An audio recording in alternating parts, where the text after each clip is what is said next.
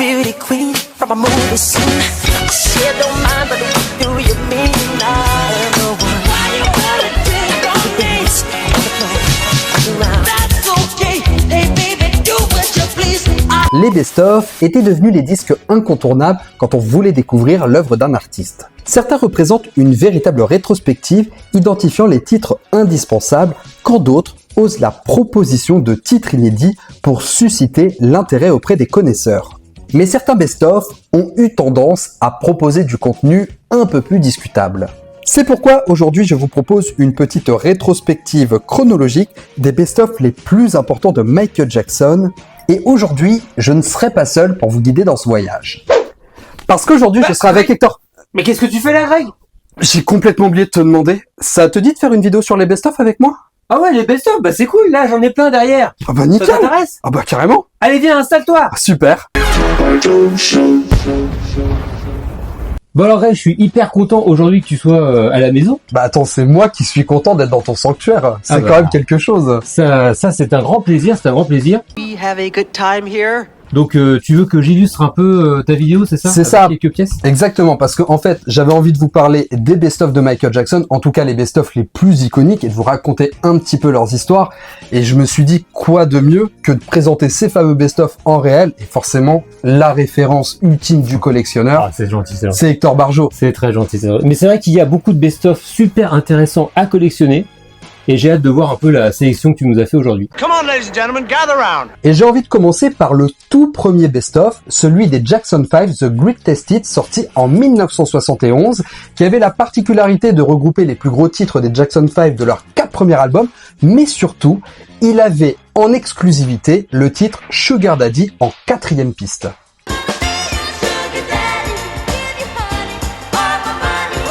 Et oui, c'est quand même quelque chose de très intéressant pour l'époque d'avoir un titre inédit sur un best-of. Ici, nous avons le tout premier pressage américain sorti en 71, vraiment très joli. Et il y a un constat qu'on fait aussi qui est assez intéressant, c'est que le titre Sugar Daddy n'est même pas présenté comme un titre bonus du best-of. Il arrive en 4e piste, un petit peu au milieu des autres titres, et on pourrait presque penser que Sugar Daddy appartient à un autre album. Ouais, c'est vrai, bonne remarque. Et toi, Hector, qu'est-ce que tu peux nous dire de plus sur ce best-of? Bah, pas grand chose, enfin, c'est surtout au niveau des collectors, donc ce best-of est assez facile encore aujourd'hui à trouver, plus la version anglaise, qui est beaucoup plus répandue que la version américaine. Ok. Et au niveau de ce best-of, il y a eu également une réédition en 2019, qui était vraiment très jolie, donc il y avait une version noire, et cette version-ci, la version translucide, qui est vraiment hyper sympa à collectionner, comme tu sais, je collectionne tout, même les rééditions. Donc voilà. Et je pense que tu seras d'accord avec moi, c'est que la Motown a énormément exploité le principe du best-of, ayant sorti bon nombre de compiles sur les Jackson 5 et Michael Jackson en solo sur la période Motown, et on a un très très beau coffret qui est sorti en 1995, qui je pense est une des plus belles pièces de la Motown, The Soul Session. Soul Session, incroyable. Pour la période historique. Moi je me souviens encore de cette sortie. J'étais hyper content d'acquérir ce coffret à l'époque. Mais tu sais, je le considère presque comme un prequel à The Ultimate Collection, dont on va parler un peu plus tard. Mais je vois que tu as plusieurs éditions. Moi, c'est des éditions que je connaissais pas. Ah oui, tu connaissais pas. Beaucoup que tu nous en parles. En fait, j'avais déjà vu ces visuels-là, mais je pensais pas que c'était d'autres supports pour cette édition. Donc ouais, effectivement, toi tu connaissais la version européenne. Tout à fait. En noir et blanc. Donc déjà très jolie. Alors, nous avons également la version américaine. Elle est magnifique cette version. Qui était vraiment vachement plus flashy, vachement années 70. Donc vraiment superbe. Alors il n'y a aucune différence entre les deux. Ça fait penser, tu sais, au générique du dessin animé de Jackson 5. Ils ont un peu repris le concept.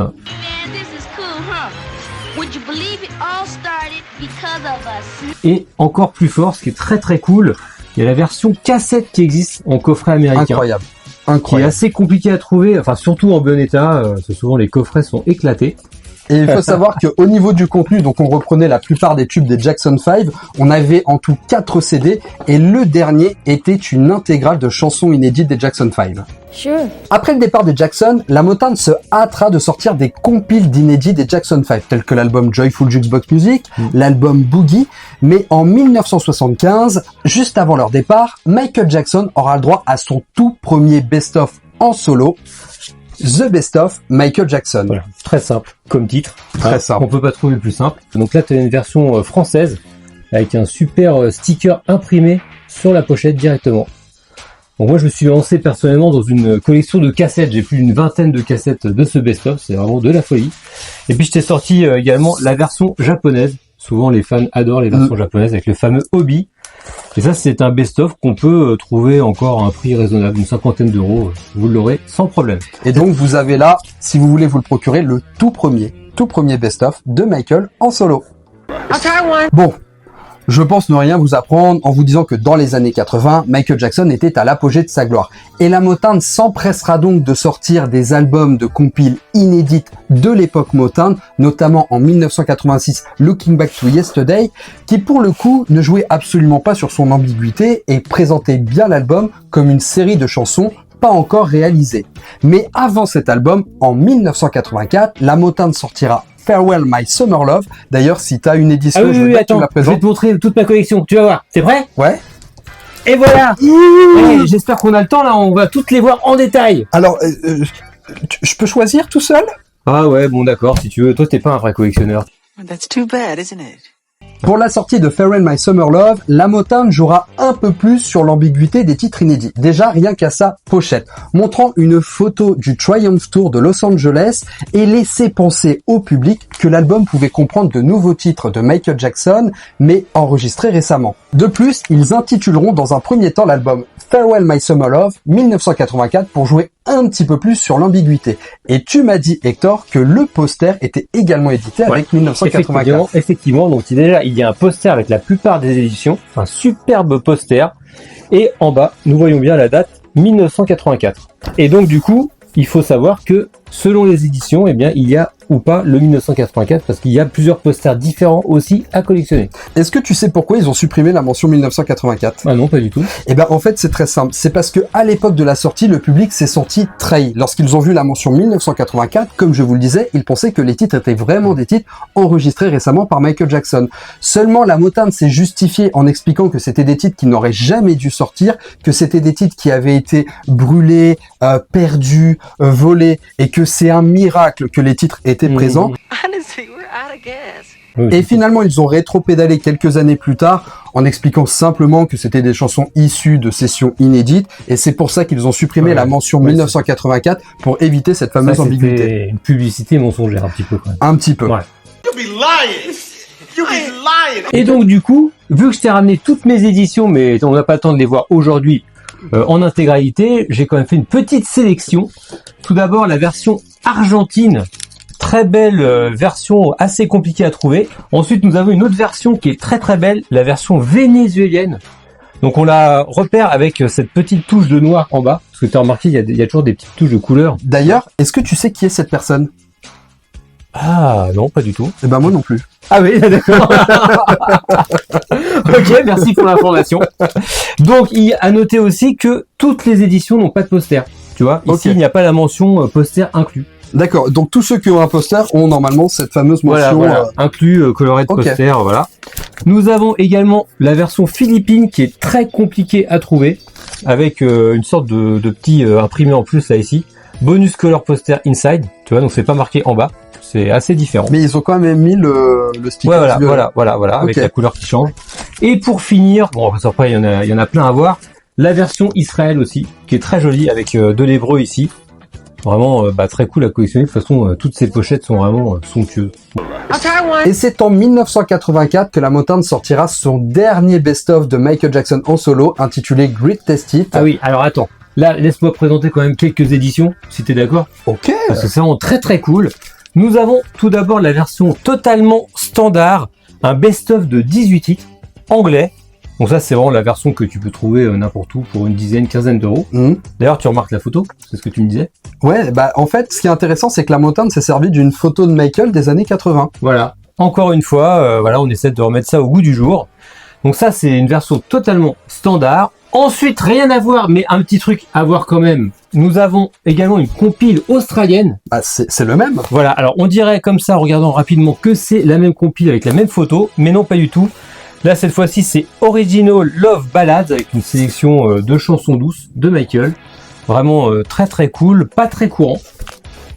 Ensuite, nous avons la version canadienne, qui est là un best-of, mais de 14 titres.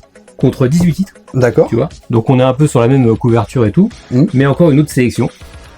Et pour terminer, la version 18 titres australienne, très rare, très compliquée à trouver. Elle est magnifique cette édition. Ah ouais, alors là, c'est Magnifique. vraiment superbe. Alors là, c'est une tuerie, quoi. Donc à l'arrière, nous avons aussi Michael en version crayonnée, comme ça. C'est très très beau. Vraiment très beau. Et comme je sais évidemment que c'est la période Motown que vous préférez le moins, J'en peux on va plus de être la période Je Motown. vais juste parler d'un dernier best-of, The Soul of Michael Jackson, qui est un très très bel objet. Et surtout, la Motown éditera en 2009 un des plus beaux collectors, le coffret Hello World, qui reprend l'intégralité des albums solo de Michael Jackson, période Motown. Voilà, c'est bon, on a fini avec la Motown. On peut passer à autre chose maintenant? Oui, promis. Ouais, allez, maintenant, on va envoyer du lourd. Michael Jackson, le plus grand artiste de tous les temps. Maintenant que la table est rangée, on va rentrer dans le vif du sujet. Michael Jackson! Exactement. En solo. Exactement. Et est-ce que tu savais que Michael avait envisagé dans un premier temps de sortir un best-of juste après Bad en 1990? Ouais, bien sûr. Ça, c'est vraiment le rêve de tous les fans à l'époque. On savait qu'il y avait un best-of qui allait sortir. On a eu plein de choses à ce sujet. Et puis finalement, bah voilà, d'un titre, deux titres, trois titres inédits. Et puis ça s'est transformé en Dangerous. Effectivement, le projet devait s'intituler Decade 1980-1990 et devait regrouper les plus gros tubes des 3 albums de Michael Jackson, Off the Wall, Thriller et Bad. D'ailleurs, si vous voulez plus d'informations sur le projet Decade, la vidéo sur Dangerous est disponible et je dédie un chapitre entier sur Decade. Avec la superbe pochette blanche, là, avec juste le Exactement. profil de Qui Michael. c'est- inspirera d'une certaine manière la pochette de Dangerous. Tout à fait. But, Michael Jackson avait quand même un petit regret de ne pas avoir sorti son best-of. Mhm. Il décidera donc de le faire finalement 4 ans plus tard en 1995 avec History, Les 30 plus grands succès de Michael Jackson à prix spécial. mais cette fois exactement la même chose. Michael avait tellement de titres inédits qu'il préféra sortir un album. Mais comme il ne voulait pas passer outre son best-of, il décidera de faire un volume 1 en best-of et un volume 2 en nouvel album. Mais de toi à moi, le best-of History, je le trouve pas si extraordinaire que ça. Ouais, il manque des choses. Hein. C'est pas très complet. Bon, apparemment, c'était la sélection la plus juste pour la plupart des fans. Mais oui, effectivement, heureusement qu'on a eu d'autres best-of par la suite qui étaient beaucoup plus complets. Mais pour avoir un prochain best-of de Michael Jackson, il faudra attendre quelques années, car c'est en 2003 que le projet Number One verra le jour. Michael Jackson, number ones, out now. C'est le 17 novembre que le best-of Number One, et j'insiste sur le S, verra le jour, mais malheureusement dans un contexte assez chaotique. Ouais, je me souviens que c'était assez compliqué cette période avec les affaires, malheureusement. La promo chaotique du dernier album studio de Michael Jackson sera le scandale de trop pour Sony Music, qui va obliger ses dirigeants à remercier Tommy Mottola, qui va annoncer son départ à la lecture d'une lettre en conférence de presse remise en main propre par l'un des dirigeants, Howard Stringer. Et de son côté, Michael Jackson devait gérer l'impact chaotique qu'avait eu le documentaire Living with Michael Jackson de Martin Bashir. En proposant dans un premier temps un documentaire, Michael Jackson la riposte, offrant son propre montage du documentaire, regroupant les images que son équipe avait également filmées, permettant de recontextualiser le montage ambigu de Bashir. Et puis Michael va offrir un autre documentaire plus intimiste, décliné en 5 épisodes, Private Home Movie, où Michael nous présentait des images de sa vie privée, de sa vie plus intime, et nous la commentait, et c'est même à ce moment-là qu'il avait avoué qu'il adorait partir en tournée. Oui, I love the tour. Ça, c'était incroyable, cette scène. I love to tour. You guys messed it up. Côté musique, Michael profite de l'éviction de Mottola pour relancer le titre caritatif What More Can I Give, mis de côté pour Invincible, et va proposer la chanson en téléchargement légal de manière indépendante, affirmant sa volonté de s'écarter de Sony Music. Mais Michael Jackson étant encore sous contrat avec Sony Music, ils vont décider d'un commun accord de sortir un nouveau best-of qu'ils intituleront Number One, et qui sera décliné en 4 pochettes, proposant chaque période historique de la carrière de Michael Jackson. That was so smart of you. Du coup, est-ce que tu peux nous en dire un peu plus ? Oui, alors je peux t'en dire beaucoup plus que là, j'ai fait une petite sélection de collectors incroyables. Tout d'abord, J'en ai l'eau à la bouche voilà. déjà. Tout d'abord, ce coffret anglais qui contient les 4 fameux CD avec les 4 pochettes différentes. Promo, donc c'est un coffret promo anglais très compliqué à trouver, très limité. Donc comme tu vois, donc c'est cool. Donc on a une photo période of the Wall, donc Bad, Dangerous et History. Alors ce qui est très très fort, c'est que sur la photo History Tour, enfin Billie Jean History Tour, nous avons une mention qui nous dit que la photo provient de la période Thriller. Tu savais ça? Ah bah non, Et voilà, je tu vois, savais c'est pas. une grosse erreur et c'est sur tous les pressages. Donc ça, c'est assez marrant. C'est impressionnant hein, de voir ça. Ouais. Mais tu sais quelle erreur ça me rappelle? C'est sur les pressages aussi de Thriller Spécial Édition 2001, où ils mettaient l'album qui a gagné 8 Grammy Awards, Ouais, alors ouais, qu'en ouais. réalité, Ouais, ouais. Thriller a gagné que 7 Grammy Ouais, ouais, Awards, c'est vrai. et le 8e était pour E.T. Storybook. Enfin, il y a toujours des problèmes. Donc là, pareil pour la version Dangerous Black and White, Black or White, nous avons pareil une photo qui provient de la période History. Je n'avais jamais fait attention à ça. Ouais, donc ça c'est le genre d'erreur vraiment très très grossière. Mais bon, c'est déjà des CD super sympas à collectionner. Comme tu sais, également les DVD sont sortis pareil avec les 4 différentes pochettes. Tout à fait. Et le DVD proposait en plus le clip de Men in the Mirror, chanson qui n'est pas présente sur l'album. Effectivement. Pour les DVD, pour illustrer le DVD, je t'ai sorti juste un petit coffret, parce que j'en ai plein des DVD forcément. Le pack CD plus DVD américain, assez compliqué à trouver. Il est très en très Europe. beau. Donc ça c'est vraiment très sympa, assez épuré comme ça. Très cool. Au niveau des albums, je t'ai sorti aussi un autre album sympa qui sort du lot. La version coréenne, avec un petit partenariat avec Post-it. Donc t'as des Post-it number ones dans le CD. Génial. Ça c'est très très cool, très compliqué à trouver comme tu l'imagines. Oui, bien évidemment. Et Number One avait aussi une autre particularité, c'est que contrairement à History, il proposait un titre inédit issu des sessions d'Invincible, le titre One More Chance. Ouais, One More Chance, vraiment superbe titre. Moi j'adore cette chanson. J'aime beaucoup aussi.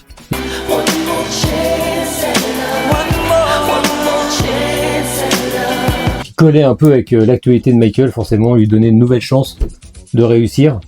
Donc là, je t'ai fait aussi une petite sélection. Alors, on a un CD canadien qui est assez compliqué à trouver. Tu vas voir pourquoi. C'est parce qu'il s'agit d'un CD picture, quoi. Picture CD avec les pointes de pied de Michael. C'est vraiment que sur cette édition que tu vas trouver C'est cette magnifique. photo. Parce que d'habitude, c'est un CD tout blanc, le CD normal. Et puis forcément, je t'ai sorti le picture disc de l'époque que tu dois peut-être avoir dans ta collection. Je pense, celui-là. Absolument pas. Ah ouais, absolument pas, d'accord. Bon, bah, celui-là, il est assez simple à trouver. Pourtant, il est numéroté, hein, tu vois, mais il y en a eu, à mon avis, au moins 10 000. Donc d'un côté, on a les pointes de pied et de l'autre côté, on a une photo de Bad. Vraiment très cool. Donc ça, c'est un picture disc anglais. Et qui reprenait du coup l'esprit de la police Number One, parce qu'on avait les photos en noir et blanc, mais toujours ces traits rouges associés sur chaque photo, Ouais. que je trouvais extrêmement joli. Bah, c'est ça qui était bien dans cette campagne-ci, c'est qu'il y a vraiment une unité dans tous les collectors. C'est vraiment hyper bien fait par rapport à d'autres périodes qui étaient un peu dans tous les sens. Là, il y a vraiment une logique. Et au-delà du single, One More Chance aurait dû avoir son clip au moment de la sortie de Number One. Mais là aussi, l'actualité a rattrapé la sortie. Le clip One More Chance devait clôturer le documentaire promotionnel The One. Mais le tournage sera malheureusement interrompu, Michael Jackson étant obligé de se rendre aux autorités suite à la plainte déposée par la famille Arvizo. Le clip de One More Chance va tout de même avoir une existence posthume, étant monté avec les plans larges déjà tournés à l'époque et édité sur la compile DVD Vision.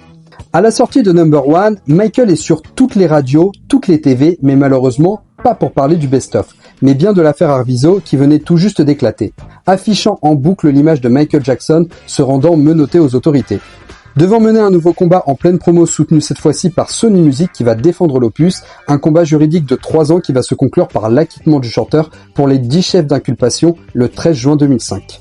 Quelques mois après la sortie de Number One en 2004, un autre best-of verra le jour, c'est le Very Best of The Jackson, qui va reprendre exactement la police de Number One avec la même déclinaison au niveau de sa pochette, une pochette sublime, tu dois sûrement la connaître. Et ce best-of avait un intérêt important. Tu sais pourquoi ? Parce que c'était la première fois qu'il regroupait à la fois des chansons des Jackson 5 et des chansons des Jackson. Donc on avait un CD1 pour Jackson 5, CD2 pour Jackson. Et d'ailleurs, de leur côté, Universal avait sorti The Jackson Story, proposant également des titres des Jackson 5, des Jackson, de Jermaine en solo, et on avait droit aussi à Billie Jean et Don't Stop Till You Get Enough. C'est un peu l'accord que Universal et Sony Music avaient pris pour pouvoir chacun sortir leur compile. Ça a l'air vraiment incroyable. C'est Ouais. passionnant ce que tu nous racontes. Là. On avait déjà tourné la page là-dessus sur les Jackson. On t'a dit, on arrête maintenant un peu les Jackson 5. C'est terminé, c'est Michael. Et les Et Jackson, c'est épique. Je n'ai même pas perdu mon argent avec ce best-of. Je ne l'ai même pas dans ma collection. Et Oh, oui, je effectivement. me casse Tu vas d'ici. trouver un truc que je n'avais pas. Non, reste ici. Reste ici. On n'avait pas fini avec Number Ones.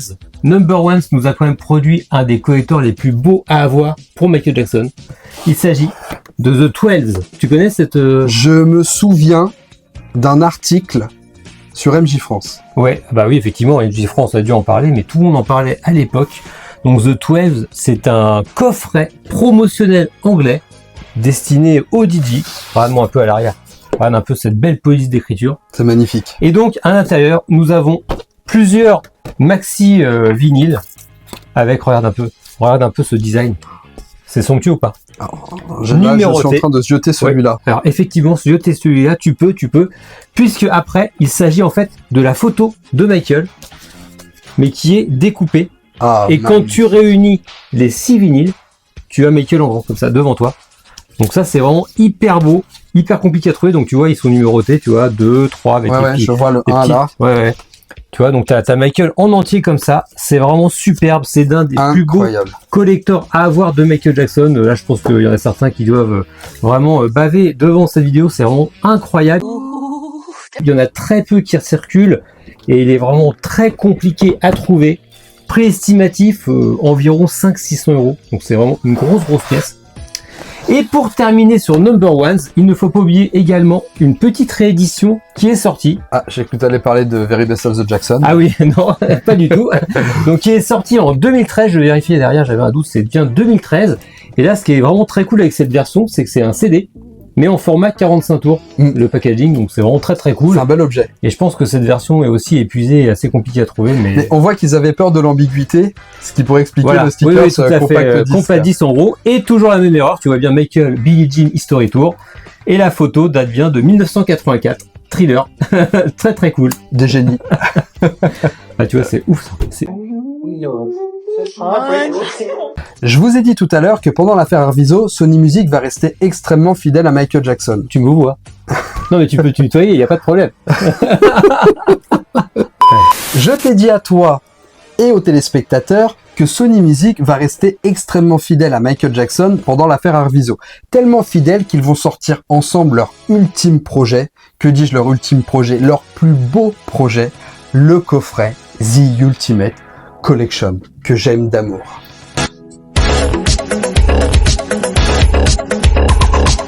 Il s'agit du dernier projet que Michael Jackson devait à sa maison de disques sur son contrat signé en 1991, dans un contexte de fusion pour Sony et BMG, sobrement devenu Sony BMG. Un magnifique coffret comprenant 4 CD des plus gros tubes de Michael Jackson, alors des Jackson 5. Non, c'est bon, les Jackson 5, on arrête. Les plus gros tubes de qui? De Michael. Et des Jackson. Oui, vite fait. Surtout Michael. Thank you. Oh, you're beautiful. Thank you. L'édition comprenait également un DVD du Dangerous Tour à Bucarest. La première fois qu'un live de Michael Jackson était édité sur support physique. Ouais. Alors ça, c'était une très bonne nouvelle. Par contre, petite déception.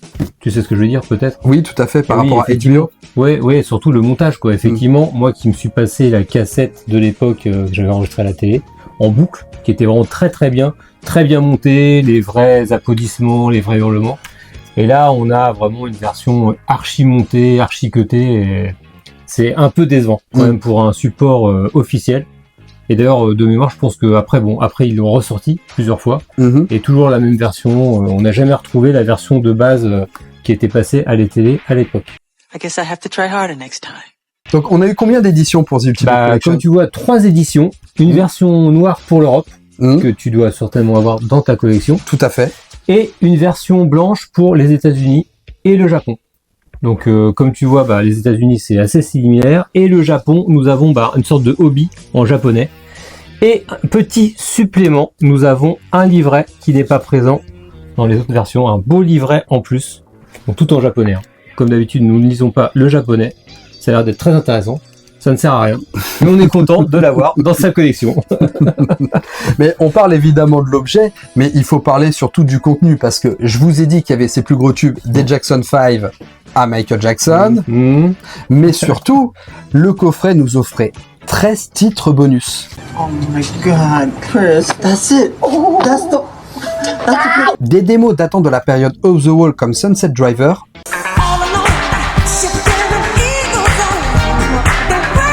jusqu'à We've Had Enough, titre récemment enregistré spécialement pour le coffret.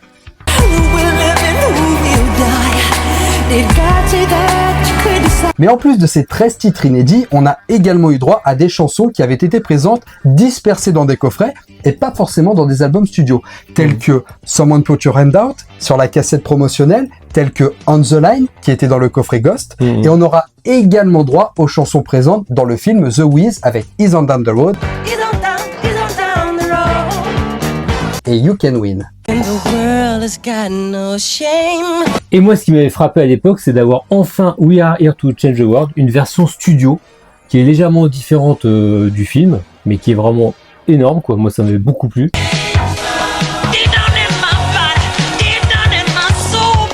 La version aussi démo de We Are the World.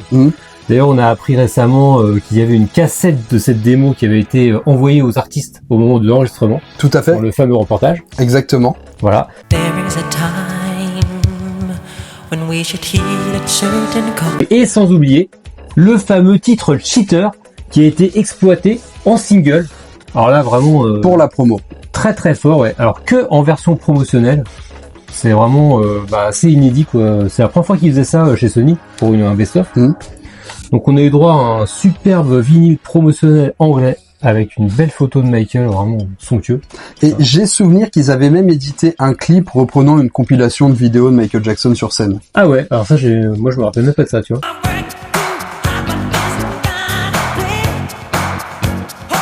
Si, mais il a été tellement peu diffusé finalement qu'il est un peu passé aux oubliettes. Mais de vous à moi, le clip représentait pas un grand intérêt étant une simple compilation de vidéos. No need to be rude. Pour finir avec les supports, nous avions également un CD promotionnel. Je l'ai de Cheater. Ah bien, très joli. En plus, tu vois, il y a les petites lettres un peu dorées comme ça. Superbe. Et nous avions également un autre CD qu'on confond un peu, qui reprend un peu le même visuel. Mais celui-ci, c'est le CD promotionnel pour la compilation. Donc avec une sélection de titres qu'on retrouvera après dans la compile. Ok. Vraiment très très sympa ce CD américain cette fois-ci. Okay. Michael Jackson livre là un projet sans précédent dans sa carrière, extrêmement généreux dans son contenu, avec un design simple et élégant, et autant vous dire que le projet se fera attendre, n'ayant de cesse de voir sa date de sortie repoussée. Et je me souviens, qu'est-ce que je l'ai attendu cet objet. Il l'avait annoncé en septembre, repoussé après le 18 octobre, et repoussé le 5 novembre, et puis le 16 novembre, pour enfin l'avoir dans les mains le 25 novembre 2004. Je m'en souviens comme si c'était hier. Heureusement qu'ils n'ont pas remplacé cette compile par un best-of des Jacksons. Bon, t'arrêtes avec les Jacksons. Pour la première fois, tout s'étudie depuis les Jackson 5. Après son acquittement, une nouvelle compilation verra le jour. Il s'agit d'une compile qui rejoindra une famille de compiles intitulée The Essential. The Jackson a eu le droit à son édition. Je sais. Et Michael Jackson aura évidemment droit à son édition The Essential Michael Jackson. The Essential Michael Jackson. Plus qu'un best-of, un double album. Ouais. Alors, à ce sujet, je t'ai sorti un vinyle. Alors, il y a plein de CD. Beaucoup des CD ont été réédités en 2008-2009. Là, je voulais te présenter ce vinyle particulièrement car on le voit beaucoup sur eBay, partout sur Internet. Et malheureusement, ce vinyle est faux. Et oui. Alors, il y avait des gros doutes et il est faux. Donc, il est très joli. C'est un vinyle blanc qui se collectionne. Mais à l'arrière, nous voyons bien qu'il y a des mentions qui n'existaient pas à l'époque. michaeljackson.com, mjjsource.com. C'est assez suspicieux. Et donc du coup ce vinyle n'a jamais existé. Donc voilà. Super intéressant. Donc, achetez-le que si vous le savez, parce qu'il est quand même assez cher, je pense une centaine d'euros à peu près. Tu vois, pour un pirate, c'est quand même assez élevé. Je comprends. Mais tu sais que moi j'ai une grosse ambivalence sur cette compile. Ah oui. Tu sais pourquoi Parce que je la trouve ratée. Déjà, je trouve que la pochette est pas hyper intéressante et pas hyper frappante de prendre une simple photo du clip de Thriller. Je trouve pas que c'est à la hauteur de l'œuvre de Michael, en tout cas pour un best-of. La deuxième chose qui m'a beaucoup gêné dans ce best-of, c'est que toutes les chansons sont cutées pour pouvoir rentrer dans la compilation. Parce que l'objectif était de compiler des titres des Jackson 5 jusqu'à Invincible, et donc ils ont tout compacté, tout cuté, et clairement c'est la compilation que je ne conseillerais pas d'acheter pour quelqu'un qui voudrait découvrir l'œuvre de Michael. Par contre, à côté de ça, je garde un très bon souvenir de la sortie de cet album parce que c'était la première fois dans les années 2000 et surtout après le procès qu'on revoyait Michael en spot publicitaire en France. Begins Monday. Nous sommes en 2006 et pas de nouveaux projets inédits à l'horizon. Cependant, un très bel objet qui sera une nouvelle compilation fera son apparition Il s'agit de ce magnifique coffret Visionary. À l'occasion de la sortie du coffret Visionary Michael Jackson. Cette compilation proposait un coffret avec les singles présentés dans leur fourreau reprenant les pochettes de singles. Et ce qui était original, c'est que Visionary avait organisé une sortie hebdomadaire pour chaque single. Ah, je m'en souviens très bien, j'attendais tous les lundis avec impatience. Ah, ça c'était vraiment cool, ça. C'était pour les collectionneurs, c'était incroyable. J'imagine. Donc ils ont sorti les 5 premiers le même jour. J'ai ici le petit plan en promo avec la sortie des singles. Donc je me souviens qu'il y en avait un, c'était Thriller qui était dedans. Exactement, on avait la boîte avec Thriller Voilà, en donc premier. ils avaient sorti 5 autres singles tout de suite en bac. Et après, toutes les semaines, tu vois, on a un petit planning comme ça. Il y avait une sortie de singles. Ouais, je m'en souviens très bien. Donc ça, c'était vraiment très cool, parce qu'à l'époque, en plus, on avait peur que ça soit épuisé pour remplir la boîte et tout. Il y avait une super excitation autour de ce projet. Et surtout que le coffret Visionary ne s'arrêtait pas là, parce que non seulement on avait les singles, mais en réalité, ce coffret proposait un nouveau format, le Dual Disc. Et la particularité du Dual Disc, c'est qu'on avait une face single, mais en deuxième partie, on avait une face DVD proposant le clip de la chanson. Ouais, c'était vraiment incroyable. Et petite particularité que j'avais montré en vidéo il y a quelques temps, quand tu prends toutes les pochettes des singles, ça fait la tête de Michael comme ça en grand en puzzle. Je l'avais fait dans ma chambre d'ado. Ça, c'était vraiment incroyable. C'était une découverte folle.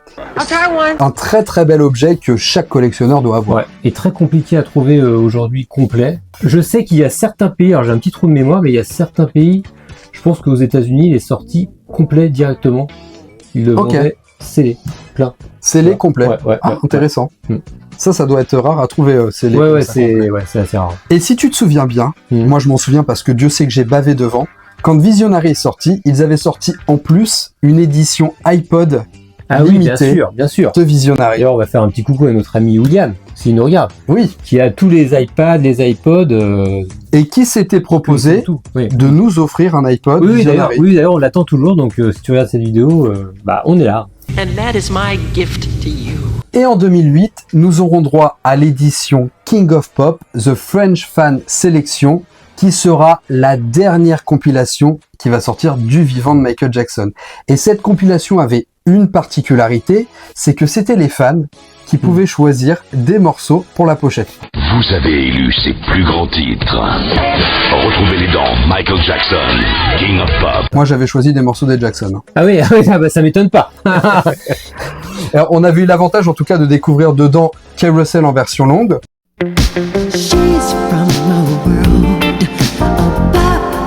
On a vu God the Hot pour ceux qui étaient passés à côté avec les éditions européennes de Thriller 25.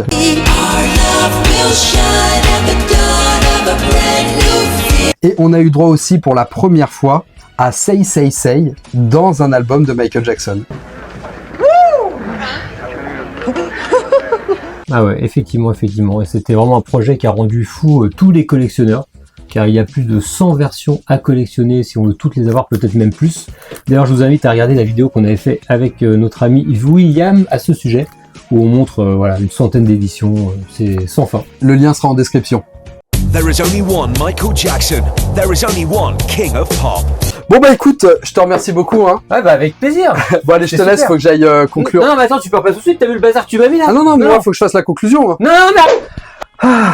Bon, soyons clairs. Les albums studio d'un artiste restent évidemment les plus importants dans la discographie, mais on peut noter tout de même que certains best-of ont su tirer leur épingle du jeu et gardent tout de même une certaine importance dans la découverte de l'œuvre d'un artiste.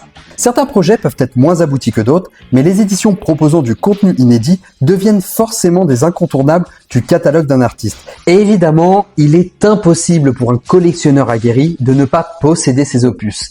Et nous terminerons là-dessus. Je vous remercie beaucoup d'avoir suivi cette vidéo et je remercie plus particulièrement Hector Barjot de m'avoir accompagné dans ce voyage. J'espère que cette vidéo vous aura plu. Si c'est le cas, n'hésitez pas à liker, partager, commenter. C'est ce qui aide le plus la chaîne. Vous pouvez également devenir membre soutien et avoir accès à du contenu en avant-première. En attendant, pensez à vous abonner et abonnez-vous à la chaîne d'Hector. Sur ce, moi je vous laisse. Ciao les amis. Mais est-ce que tu sais pourquoi ils ont supprimé la mention 1984 ? Eh ben oui, figure-toi, quelle époque.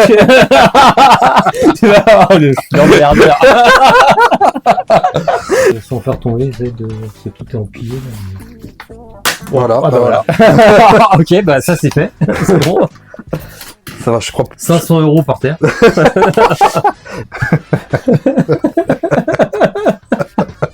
Bah oui. J'adore. This time, gotta do my best to make it right and go on without you by my side. Oh,